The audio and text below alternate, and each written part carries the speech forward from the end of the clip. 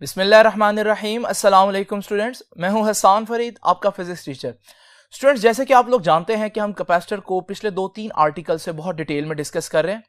आज भी एक ऐसा ही आर्टिकल है जो कैपेसिटर से रिलेटेड है, और वो आर्टिकल इसलिए इंपॉर्टेंट है कि उसमें हम देखेंगे कि कैपेसिटर जो है वो कितनी एनर्जी स्टोर कर सकता है। तो उसके लिए क्या फॉर्मूला डिराइव करना है ये हम जानेंगे आज के लेक्चर में स्टूडेंट्स। तो स्टार्ट करते हैं आज का लेक्चर।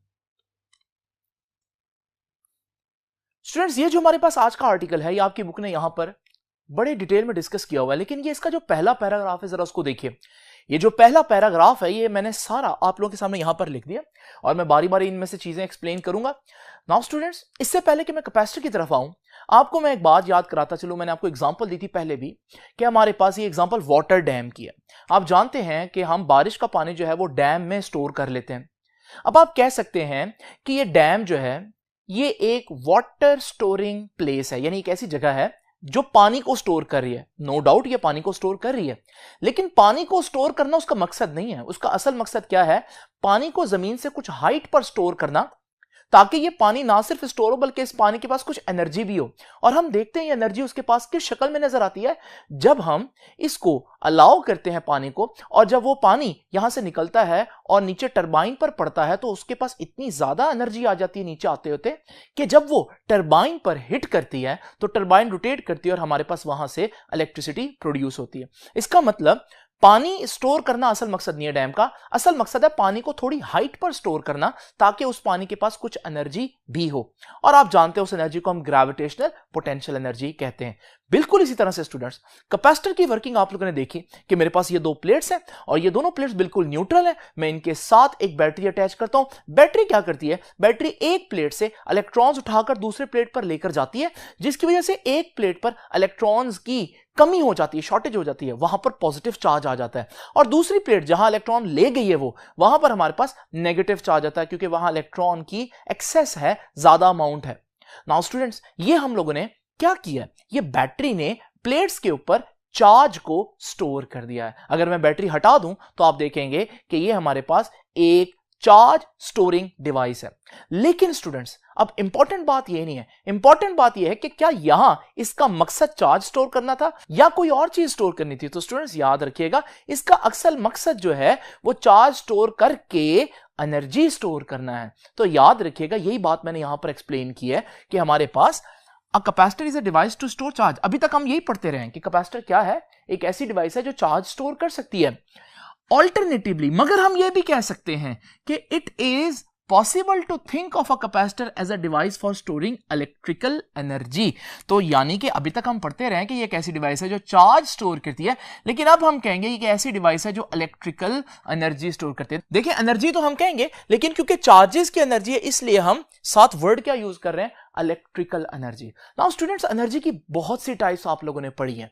उनमें एक ऐसी एनर्जी की टाइप है जो बजाहिर नहीं नजर आती, लेकिन वो एनर्जी मौजूद होती है। मिसाल के तौर पर जरा इमेजिन करें कि ये एक ऑब्जेक्ट है, ये किसी हाइट पर मौजूद है, बजाहिर ये रुका हुआ है, तो मैं देख रहा हूं कि इसके पास कोई एनर्जी नहीं है। यहां तक कि मैं जब इसको अलाउ करता हूं, छोड़ देता हूं, तो आप देखते हैं ये खुद ब खुद नीचे आता है। अब मुझे नजर आया कि यार इसमें तो एनर्जी स्टोर थी, उस वक्त नजर नहीं आ रहा था, लेकिन जब छोड़ा तो उसका मूव करना बता रहा है कि उसके पास एनर्जी थी। ये जो खुफिया एनर्जी है, हिडन एनर्जी है, इसे हम बोलते हैं ये पोटेंशियल एनर्जी है। लेकिन क्योंकि ग्रेविटी की वजह से एनर्जी स्टोर हुई है, तो फिर मैं कहूंगा ये ग्रेविटेशनल पोटेंशियल एनर्जी है। बिल्कुल इसी तरह से ये आपके पास एक स्प्रिंग है, आपने इस स्प्रिंग को यहां पर पकड़ा हुआ है। अभी बजाहिर स्प्रिंग मूव नहीं कर रहा, कोई भी नहीं कह सकता कि इसके पास एनर्जी है या नहीं, लेकिन जैसे ही आप स्प्रिंग को छोड़ते हैं, स्प्रिंग का खुद ब खुद मूव करना बताता है कि भाई उस पॉइंट पर उसके पास कुछ एनर्जी स्टोर हुई थी। तो ये भी एक खुफिया एनर्जी है, इसे हम बोलेंगे कि ये भी पोटेंशियल एनर्जी है। लेकिन क्योंकि ये स्प्रिंग के इलास्टिक बिहेवियर की वजह से स्टोर हुई है ना, तो इस वजह से हम कहेंगे है तो पोटेंशियल एनर्जी, लेकिन इलास्टिक पोटेंशियल एनर्जी है। स्टूडेंट्स, यहां देखिए, ये दोनों प्लेट्स चार्ज हो चुकी हैं कैपेसिटर की। अब जरा सोचें कि दोनों प्लेट्स पर चार्जेस बिल्कुल सुकून से मौजूद हैं। अब कोई भी नहीं कह सकता कि इनमें एनर्जी स्टोर है या नहीं। तो जब हम इसको एक्सटर्नली कनेक्ट करेंगे किसी लोड से, तो इलेक्ट्रॉन्स को फौरन रास्ता मिला पॉजिटिव चार्जेस की तरफ जाने के लिए, क्योंकि अट्रैक्शन तो है इनके दरमियान। तो जब ये फौरन मूव करेंगे तो बल्ब में से गुजरना पड़ेगा, बल्ब में से मूविंग चार्ज गुजरेंगे, मतलब बल्ब को करंट मिलेगा और बल्ब आपको एनर्जी देगा। अच्छा, पहले जब प्लेट्स पर ये चार्जेस पड़े थे तो लग भी नहीं रहा था कि इनके पास एनर्जी है, लेकिन जब हमने उनको अलाउ किया तब हमें पता चला कि इनके पास एनर्जी है। इसका मतलब ये जो चार्जेस ने एनर्जी स्टोर की हुई है, ये भी कौन सी एनर्जी है? ये भी पोटेंशियल एनर्जी है। और क्योंकि चार्जेस ने इलेक्ट्रिक फील्ड की वजह से स्टोर की हुई है, तो फिर हम इसे कहेंगे कि ये इलेक्ट्रिक पोटेंशियल एनर्जी है।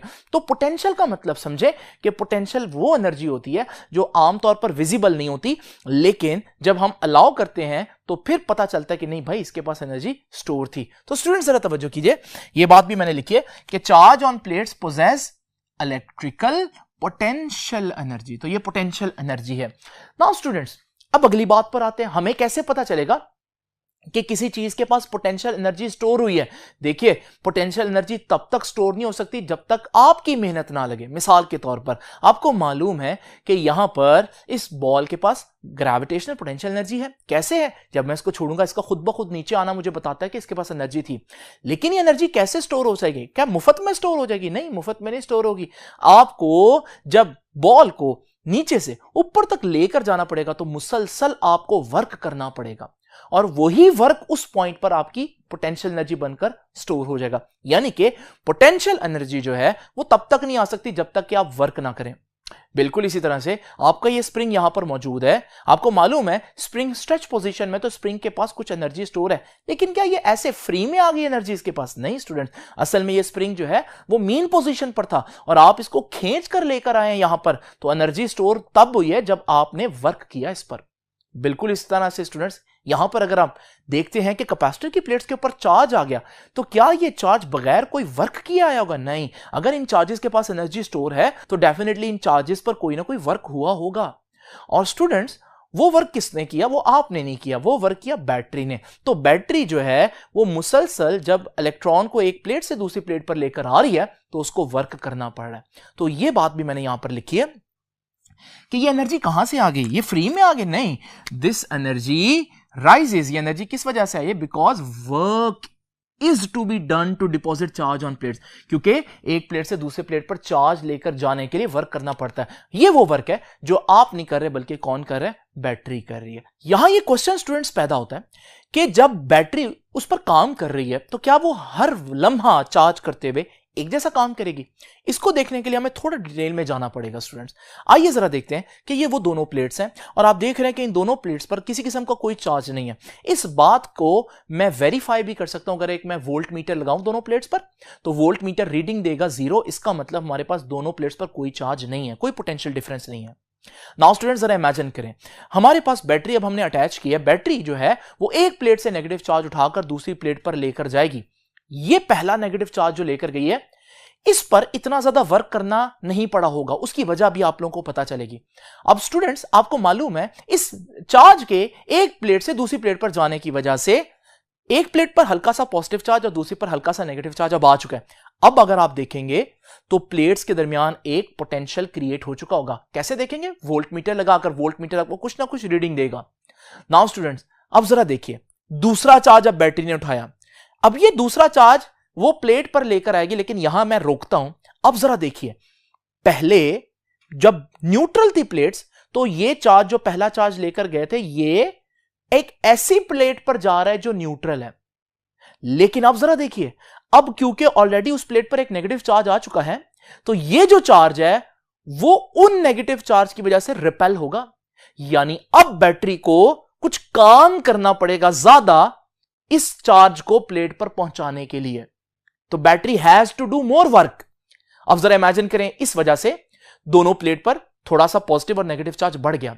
अच्छा, आप पोटेंशियल चेक करेंगे तो पोटेंशियल भी वोल्ट मीटर अब ज्यादा रीडिंग देगा। नाउ स्टूडेंट्स, और जरा देखते हैं, अब नेक्स्ट जो नेगेटिव चार्ज आएगा, अब वो ऐसी प्लेट की तरफ जा रहा है जहां और ज्यादा नेगेटिव चार्ज हो गया, तो वो बहुत रिपेल करेंगे उनको। तो फिर बैटरी को क्या करना पड़ेगा? और ज्यादा वर्क करना पड़ेगा। जब बैटरी और ज्यादा वर्क करेगी तो फिर जाकर ये चार्ज है वो स्टोर होगा। अब आप पोटेंशियल चेक करेंगे तो आप देखेंगे पोटेंशियल और ज्यादा बढ़ चुका होगा दोनों प्लेट्स के दरमियान। तो स्टूडेंट्स, खुलासा क्या हुआ कि जैसे जैसे आप मजीद चार्ज लेकर जाएंगे तो हर बाद में लेकर जाने वाला चार्ज आपके बैटरी के लिए पहुंचाना मुश्किल होगा, उसको ज्यादा वर्क करना पड़ेगा। यह बात बहुत इंपॉर्टेंट है। यानी बैटरी हर लम्हा एक जैसा काम नहीं करी। शुरू में बैटरी का बहुत कम काम होता है, लेकिन जैसे जैसे चार्ज स्टोर होते रहते हैं प्लेट्स के ऊपर और उनके दरमियान पोटेंशियल डिफरेंस बढ़ता रहता है, वैसे वैसे बैटरी के लिए मजीद चार्ज लाना जो है वो मुश्किल होता है। और फिर एक वक्त आता है कि हमारे पास चार्जेस इतने ज्यादा हो चुके होते हैं प्लेट्स के ऊपर कि प्लेट्स के दरमियान पोटेंशियल डिफरेंस सपोज करें 10 वोल्ट हो गया। अब बैटरी भी 10 वोल्ट की है, बैटरी के पास मजीद ताकत नहीं है कि वो और चार्ज को दूसरी प्लेट के ऊपर लेकर जाए, तो यहां चार्जिंग का प्रोसेस रुक जाता है। ये बात मैंने क्यों एक्सप्लेन किया स्टूडेंट्स? क्योंकि यहां पर ये बुक ने लाइन लिखी हुई है, जरा देखिए क्या कहता है कि this is due to the fact that each small increment of charge में मजीद इजाफा जो है क्या होगा उससे, being deposited during the charging process the potential difference between the plate increases। तो जैसे जैसे आप मजीद चार्ज ऐड करते जाएंगे पोटेंशियल बढ़ता रहेगा और उससे क्या होगा, and a large amount of work is needed to bring up next increment of charge। तो जो नेक्स्ट चार्ज आपने लेकर आना है बैटरी को, उसको ज्यादा एनर्जी देनी पड़ेगी, ज्यादा वर्क उस पर करना पड़ेगा ताकि वो पहुंच पाए, क्योंकि अब जिस प्लेट पर वो जा रहे हैं वो प्लेट ऑलरेडी चार्ज है, तो वो आने वाले चार्ज को वेलकम नहीं करेगी बल्कि उनको रोकेगी, अपोज करेगी। तो स्टूडेंट्स ये तो हो गया थोड़ा सा इंट्रोडक्शन हमारे पास कि बैटरी जो है वो किस तरह से वर्क करती है। अब यही वर्क एक्चुअली में इसमें स्टोर हुआ है। तो आइए स्टूडेंट्स जरा एक फार्मूला फाइंड आउट करते हैं जिससे हम ये वर्क जो है वो फाइंड आउट कर सकें कि बैटरी ने कितना वर्क किया, या दूसरे अल्फाज में जो हमारे पास प्लेट्स हैं उन्होंने कितना चार्ज स्टोर किया। तो अब मैं इस सारी चीज की मैथमेटिकल डेरिवेशन आप लोगों के सामने लिखूंगा।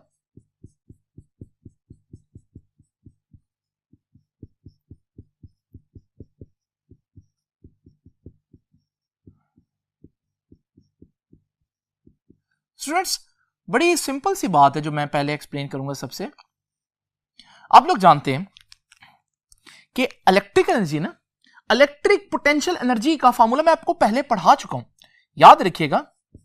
आसान अल्फाज में इलेक्ट्रिकल पोटेंशियल एनर्जी किसके बराबर होती है? वो बराबर होती है चार्ज जो एक जगह से दूसरी जगह गया मल्टीप्लाई बाय वो पोटेंशियल डिफरेंस जिस पे चार्ज ने मूव किया है। तो ये दो चीजें हैं। इसको आसान अल्फाज में हम यूं लिख सकते हैं कि इलेक्ट्रिक पोटेंशियल एनर्जी किसके बराबर है?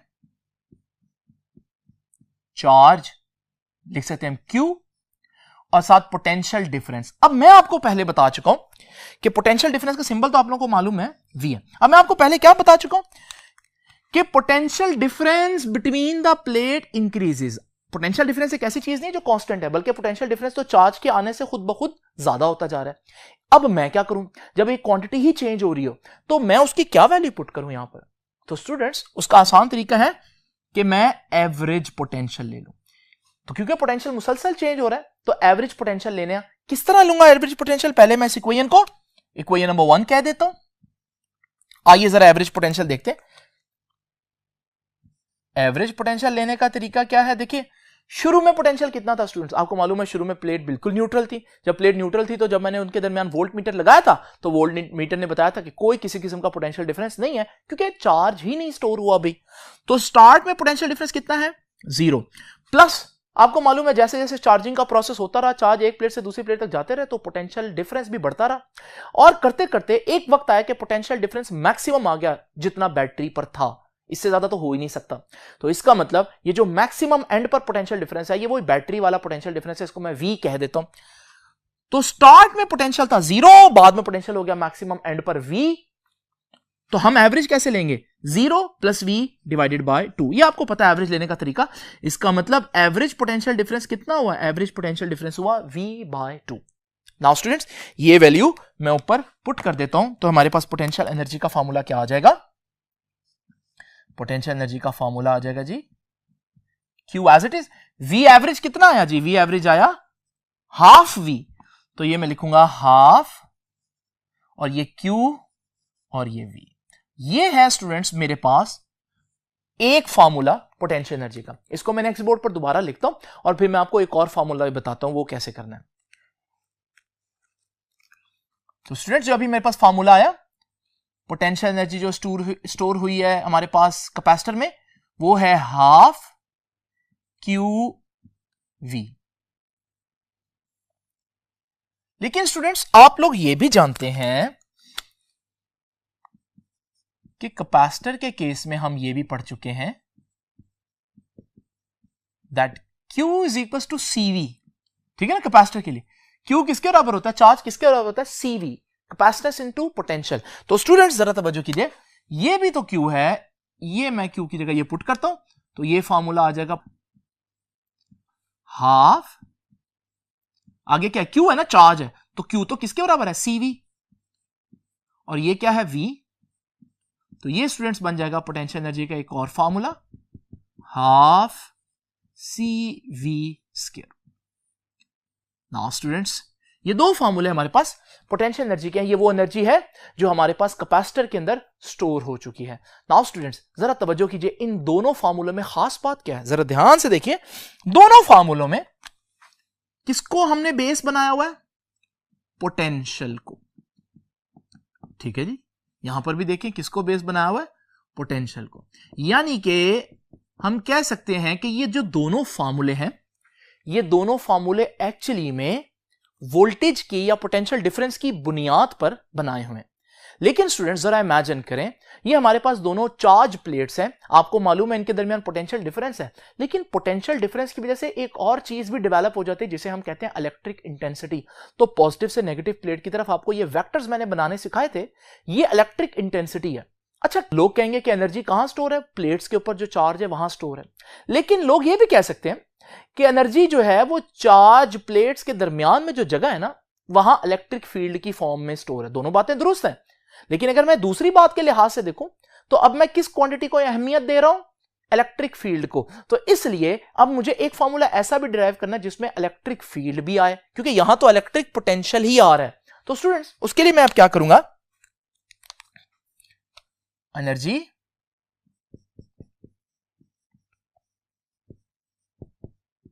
निकालूंगा, दोबारा से फॉर्मूला एक नया, लेकिन किस फॉर्म में, in the form of electric field.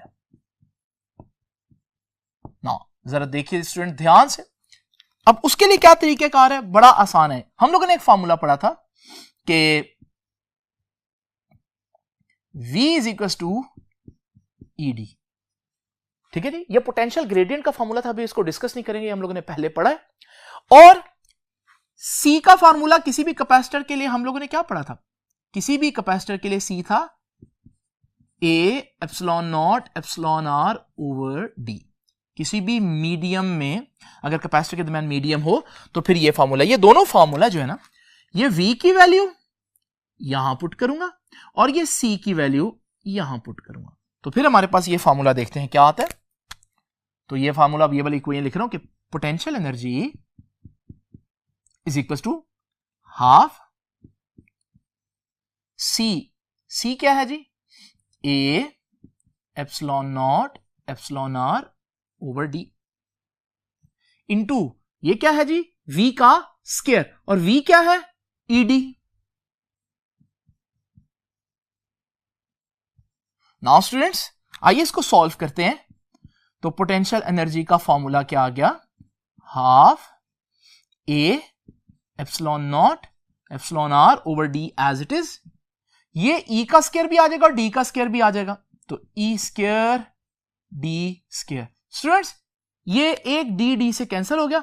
Final formula मैं आपके सामने लिखता हूं, ये है हाफ, अच्छा E स्क्वायर को पहले लिख रहा हूं, थोड़ा सा रीअरेंज कर रहा हूं, E स्क्वायर पहले, उसके बाद epsilon not into epsilon R, ये A और ये D ये एंड पर लिख रहा हूं, उसकी वजह मैं भी आप लोगों को बताऊंगा। स्टूडेंट्स ये मेरे पास एक और फॉर्मूला रेडी है,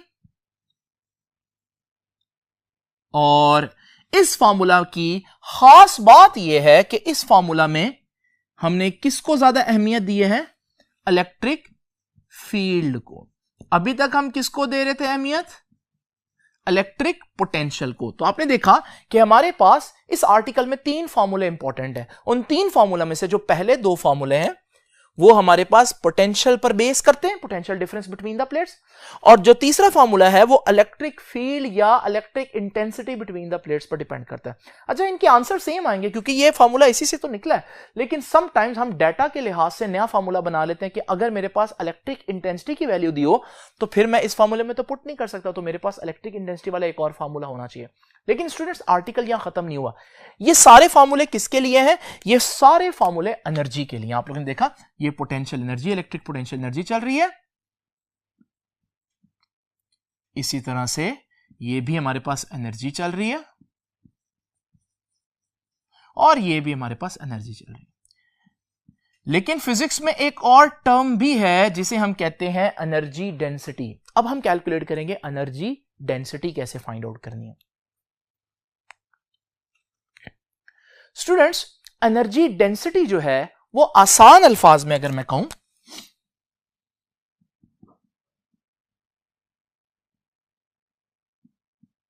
तो डेंसिटी का वर्ड तब आता है जब आप वॉल्यूम या एरिया से डिवाइड करते हैं। अगर 2 डायमेंशनल चीज है तो आप एरिया से डिवाइड करेंगे, अगर 3 डायमेंशनल चीज है तो आप वॉल्यूम से डिवाइड करेंगे। तो स्टूडेंट्स, एनर्जी डेंसिटी इस लिहाज से क्या हुई, इसको अगर मैं डिफाइन करूं तो इट इज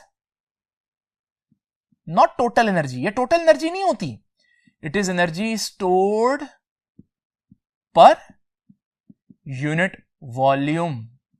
तो एक वॉल्यूम में कितनी एनर्जी स्टोर होगी, इसे हम कहेंगे एनर्जी डेंसिटी। तो स्टूडेंट्स, एनर्जी डेंसिटी का फिर फॉर्मूला क्या बना? Energy density is equal to total जो एनर्जी है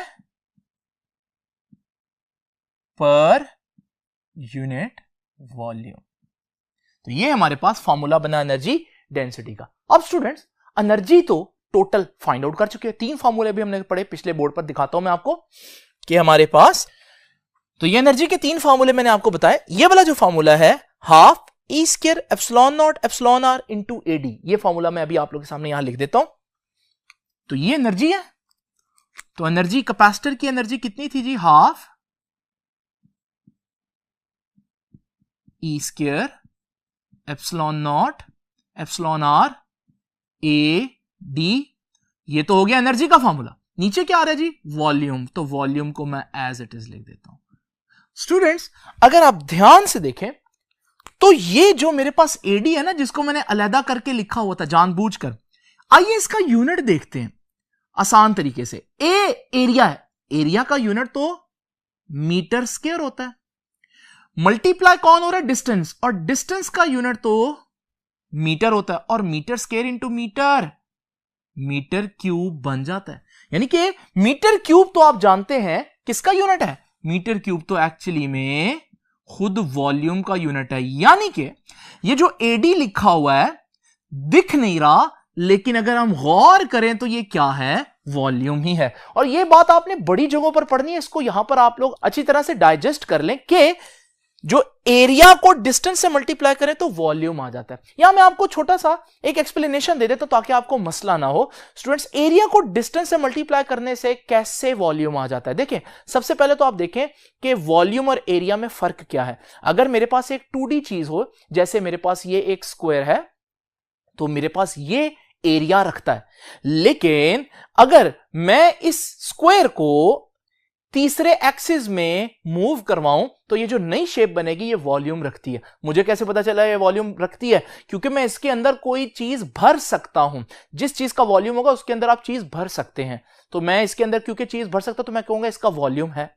बिल्कुल इसी तरह से स्टूडेंट्स, ये भी याद रखिएगा कि हमारे पास ये एक सर्कल है, अब इसका एरिया है, लेकिन अगर मैं इस सर्कल को इसके एक्सिस पर रोटेट करूं तो ये जो नई शेप बनेगी ये मेरे पास एक स्फीयर है। अच्छा, इसका वॉल्यूम होगा क्योंकि एक 3D शेप है। अब मुझे कैसे पता चला इसका वॉल्यूम है? क्योंकि ये 3D शेप है, मैं इसके अंदर कुछ भर सकता हूं। तो स्टूडेंट्स, आप लोग देख रहे हैं कि हमारे पास अगर हम एरिया को 3rd डायमेंशन में ले जाएं तो हमारे पास वॉल्यूम आ जाता है। तो बिल्कुल इसी तरह से जब हम एरिया को 3rd डायमेंशन से मल्टीप्लाई करते हैं, यानी कि डिस्टेंस से मल्टीप्लाई करते हैं, तो हमारे पास वॉल्यूम आ जाता है। तो यहां पर आप देख रहे हैं कि एरिया इंटू डिस्टेंस क्या है? वॉल्यूम है। नाउ स्टूडेंट्स, मैं इस वॉल्यूम को इस एडी से कैंसिल कर सकता हूं, क्योंकि मैं कह रहा हूं ये एडी भी तो खुद वॉल्यूम ही है। तो स्टूडेंट्स हमारे पास एनर्जी डेंसिटी का फॉर्मूला क्या आया? एनर्जी डेंसिटी का फॉर्मूला आया half E square epsilon not और एप्सिलॉन आर। ये है स्टूडेंट्स हमारे पास एनर्जी डेंसिटी का फॉर्मूला। तो ये स्टूडेंट्स हमारे पास आज का आर्टिकल था। आप लोगों ने देखा कि हम लोगों ने सबसे पहले तो ये समझा कि कैपेसिटर जो है वो एनर्जी कैसे स्टोर करते हैं, और फिर जो वो एनर्जी स्टोर कर लेते हैं अगर हमने फाइंड आउट करनी हो तो उसके लिए हमें क्या फॉर्मूले रिक्वायर हैं। तो स्टूडेंट्स ये था आज का लेक्चर। आपसे मुलाकात होगी हम इंशाल्लाह नेक्स्ट लेक्चर में। तब तक के लिए अल्लाह हाफिज।